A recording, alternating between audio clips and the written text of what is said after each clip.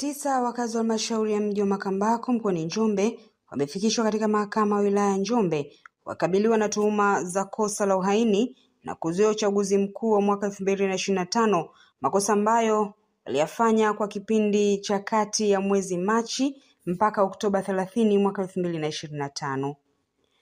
Akisoma mashtaka hayo, wakili wa serikali Magdalena Wela amesema watuhumiwa 9 akiwemo Erasto Nzenge mwenye umri wa miaka 31, Jafet Kimbe mwenye umri wa miaka 27, Simon Mlelwa mwenye umri wa miaka 23, Masondole Manyama mwenye umri wa miaka 33, Stanley Mbembati mwenye umri wa miaka 39, Arnold Tunduru mwenye umri wa miaka 30, Fadhili Nguvila mwenye umri wa miaka 25, Patrick Mpagike mwenye umri wa miaka 37 na Prosper Mbwilo mwenye umri wa miaka 26 wanatuhumiwa kwa kosa la uhaini ambalo ni